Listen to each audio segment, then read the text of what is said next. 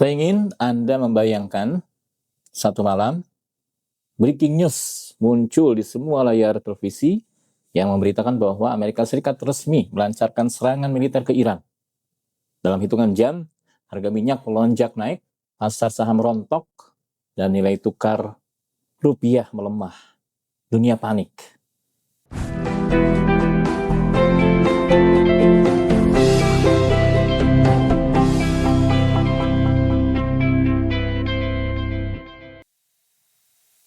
Assalamualaikum sahabat Self Mastery. Di pertengahan Januari 2026 lalu, Amerika Serikat di bawah Donald Trump mengirimkan kapal induk untuk menyerang Iran. Tapi dengan beberapa alasan, akhirnya Trump membatalkan serangannya kepada Iran. Patut kita syukuri ya, karena jika benar-benar itu terjadi, maka dampaknya tidak hanya pada Iran dan negara yang bertikai, tapi akan berdampak secara lebih luas lagi, mulai dari tingkat regional, Timur Tengah, hingga dunia internasional, termasuk negara kita, Indonesia. Nah, beberapa pertanyaan yang muncul adalah, jika Amerika Serikat benar-benar menyerang Iran, apakah itu hanya akan menjadi perang regional? Itu sudah pasti, ya. Atau ini merupakan awal dari guncangan global? Nah, ini yang perlu kita analisis, ya. Guncangan global yang lebih besar lagi. Atau akankah ini menjadi awal dari perang dunia ketiga yang sudah diprediksi sejak jauh-jauh hari, baik oleh para pengamat geopolitik umum dari berbagai belahan dunia, maupun oleh para ulama eskatologi atau ulama akhir zaman, yang saat ini memang sudah sangat nampak semakin jelas tanda-tandanya. Sahabat Self Mastery, hari ini saya ingin mengajak Anda berpikir lebih dalam, supaya kita bisa bersiap lebih awal dan melakukan berbagai antisipasi. Oke, bahasan pertama, apa dampak langsung jika Amerika Serikat menyerang Iran? Ini yang menjadi pertanyaan dan bahasan utama ya di video kali ini. Sahabat, Iran bukan negara biasa. Ia berada di jantung Timur Tengah dan menguasai salah satu jalur paling strategis di dunia, yaitu Selat Hormuz. Sekitar 20% suplai minyak dunia melewati jalur itu setiap hari. Nah, jika perang benar-benar pecah dan Iran menutup atau memblokade Selat Hormuz ini, maka otomatis harga minyak dunia bisa melonjak drastis. Dari yang misalnya $80 per barel, ini bisa tembus 120 bahkan sampai $150 per barel, ya. Bahkan bisa lebih. Dan kalau harga minyak naik, apa yang bakal terjadi?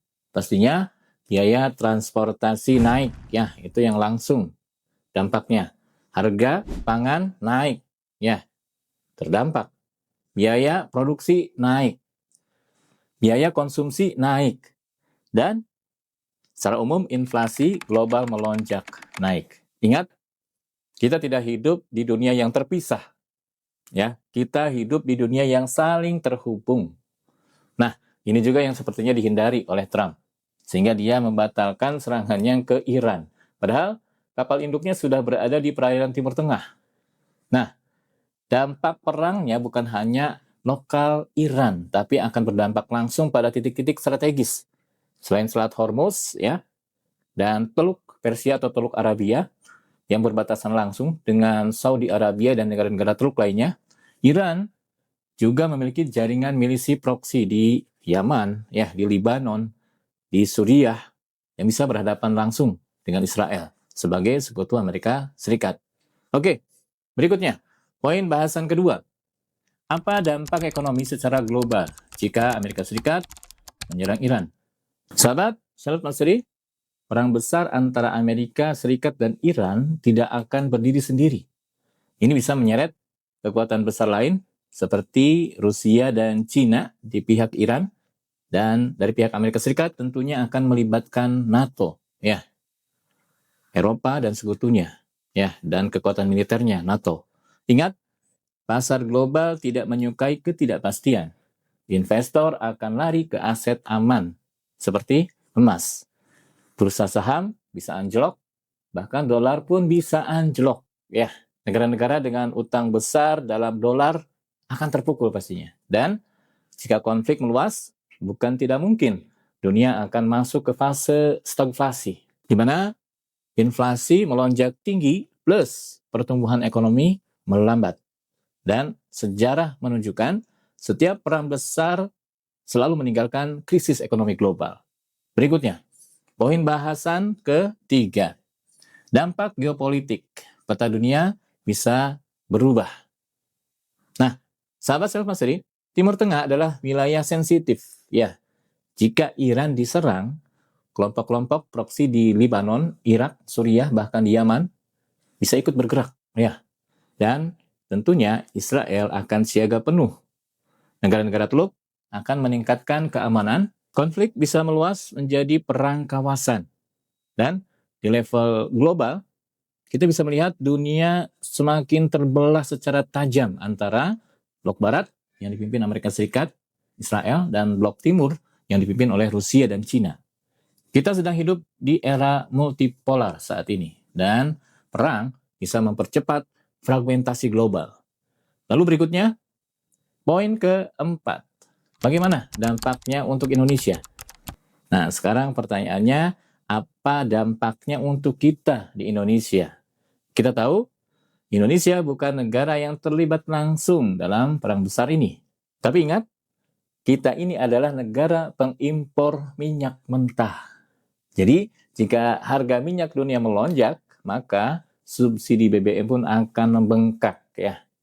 Ini akan berdampak pada APBN Indonesia yang semakin tertekan. Rupiah makin melemah, alias harga-harga akan melambung tinggi. Ya, alias inflasi naik. Gambarannya begini, ya gambaran mudahnya. Jika harga bensin naik, maka ongkos kirim naik. Sehingga harga sembako naik. Dan juga harga-harga lainnya ikut naik. Ya, tentu ini akan berdampak juga pada UMKM. Ya, UMKM kita akan semakin tertekan karena daya beli masyarakat akan turun. Dan investor asing bisa menahan investasinya. Jadi, apa dampak bagi kita secara pribadi?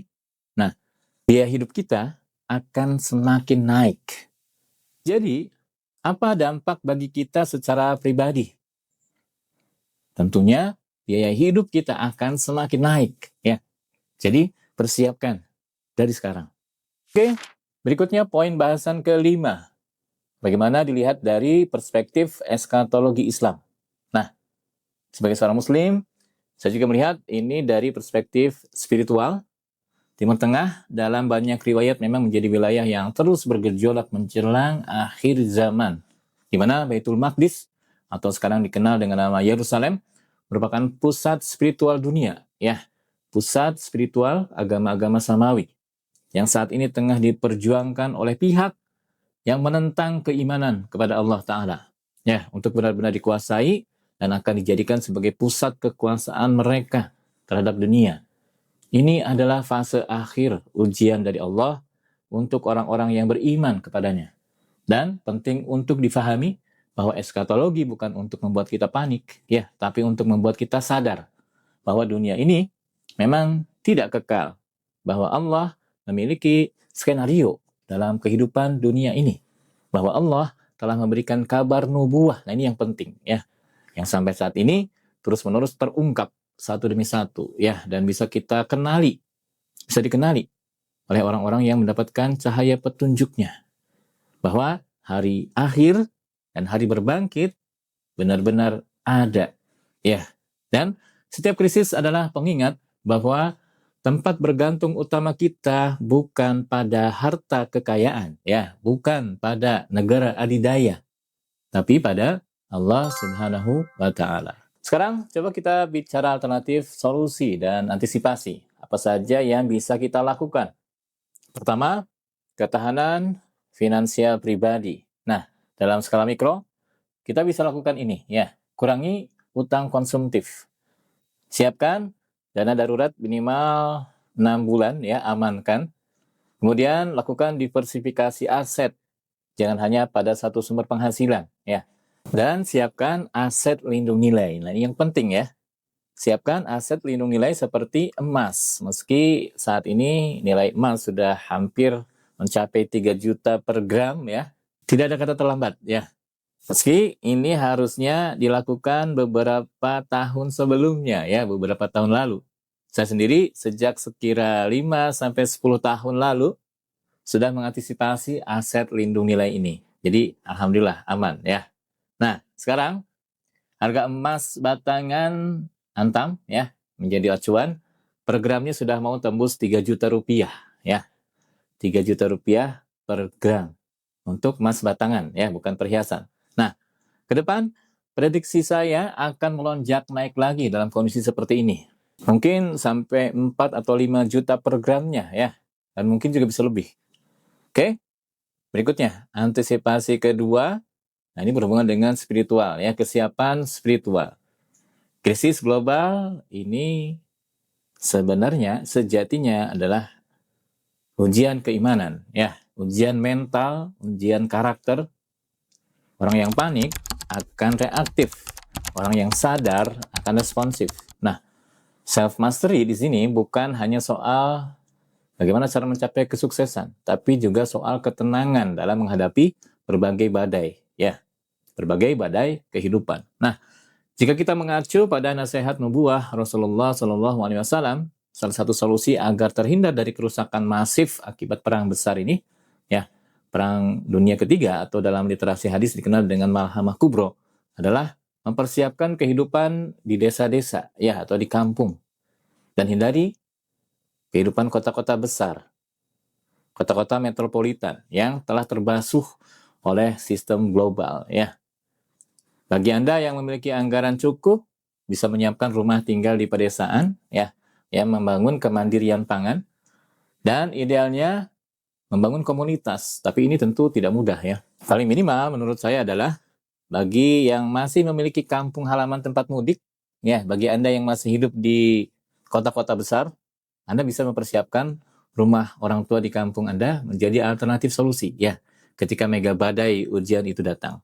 Dan tentu upaya penguatan iman melalui peningkatan berbagai ibadah harus dilakukan sebagai pondasi kekuatan dan perisai yang disandarkan pada keberserahan diri kepada Allah dan memohon pertolongan serta perlindungan dari Allah Subhanahu wa taala.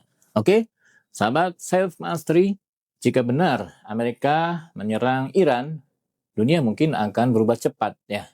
Tapi satu hal yang tidak boleh berubah adalah kualitas diri kita. Saya ingin Anda merenung, jika besok harga-harga naik, jika ekonomi melambat, jika dunia terasa makin tidak pasti, apakah Anda sudah siap secara mental, secara finansial, dan secara spiritual? Oke, kalau konten seperti ini membuka wawasan Anda, tulis di kolom komentar, saya memilih siap. Ya, tulis di kolom komentar, saya memilih siap. Karena dunia memang tidak bisa kita kendalikan, tapi diri kita bisa, ya. Dan di tengah ketidakpastian global ini, orang yang paling berharga bukan yang paling kuat, tapi yang paling sadar. Saya Agus Santoso, sampai ketemu di video berikutnya. Salam Self Mastery.